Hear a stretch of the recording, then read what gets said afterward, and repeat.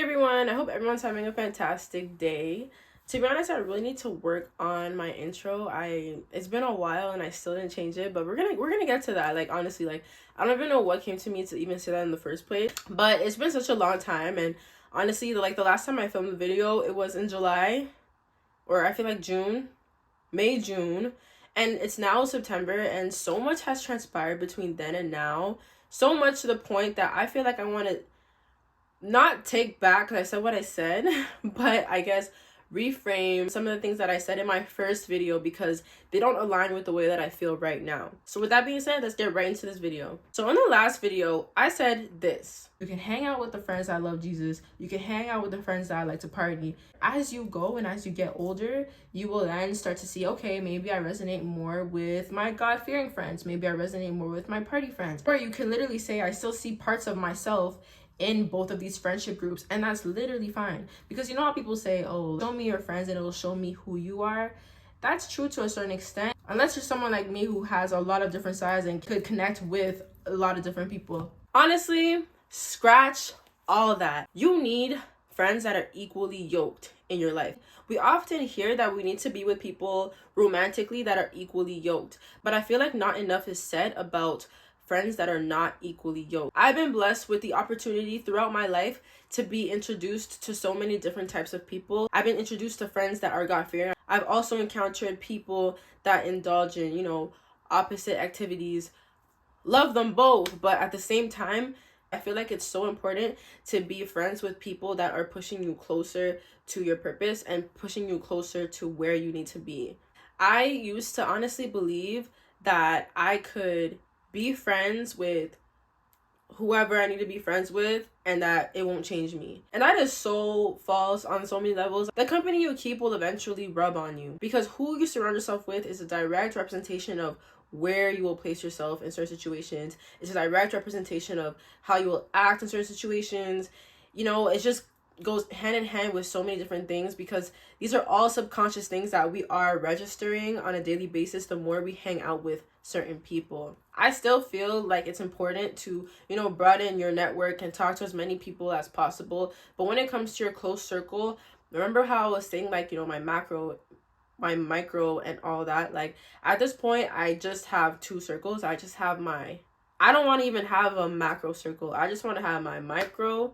My inner circle is with God. I just want to have my micro circle with my close friends, and then my macro circle is my acquaintances. Like I don't even want to have those type of friends that I only go out with. There's just no point in that, in my opinion. It just makes sense for me to do all the things that I want to do with the people that I actually trust and that I actually have a deep, real connection with, that I know I can trust them and it's not iffy and it's not, you know what I mean? It just makes sense. More over into this topic, I feel like it's so much more important to be concerned about your character more than it is about your reputation. Yes, your reputation is so important, of course, but your reputation is how other people see you. Your character is how you see you. So it's so important to take the time to get to know yourself, to heal the wounds, to know your insecurities and address them, to find out what bothers you, to find out the things that you want to be in life. You know what I mean? Like I feel like everybody has a purpose and everyone has a goal to fulfill in this world. Like we're all here for a reason. So working to that purpose will give us more of an identity, because when you don't know yourself, you give the chance for people to tell you who you are. You'll just take whatever is given to you. I remember when I was in high school, right?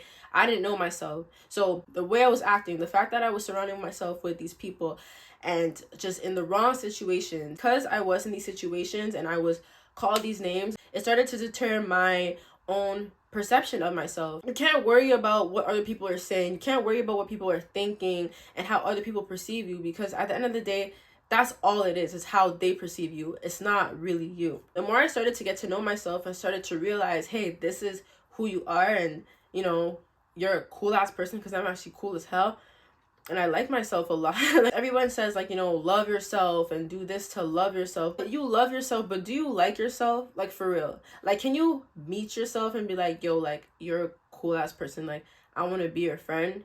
And I'm not gonna pretend like this was something that came easy, because it really wasn't. Like this took a lot of self-reflection. One thing you should do to test that that honestly I personally did is do this. Write down 5 things that you like about yourself that has nothing to do with your looks or what you can do.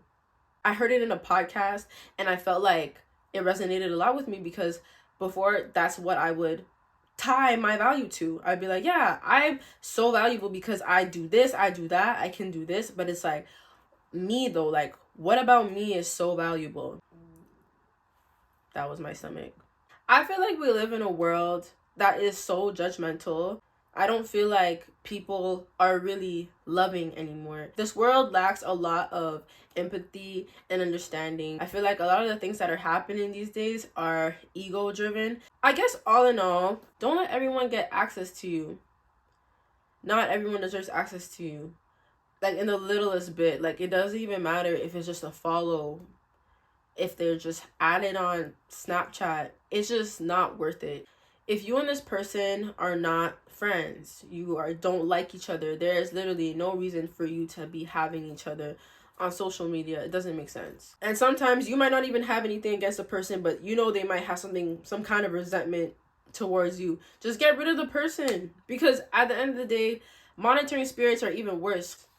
I think that's it. I'm 23 now. Like, I wish I knew this a long time ago, but it is what it is. Set boundaries, and if these people are not respecting your boundaries, then you know they're not your friends. Work on liking yourself, not just loving yourself, but liking yourself for who you really are before even trying to entertain conversations, people, even romantic relationships, friendships. Just really be sure of who you are, because it's not that type of party. Like, we need to know who we are. 2023. You get what I'm saying? That's all I have to say for the day. Thank you guys so much for watching. And the closing question for today is going to be... Oh yeah, it's not a question. I really want you to do the assignment. Write down 5 things that you like about yourself that has nothing to do with your looks or what you can do. That's all for today. Thank you guys so much for watching, and I hope to see you next time. Bye.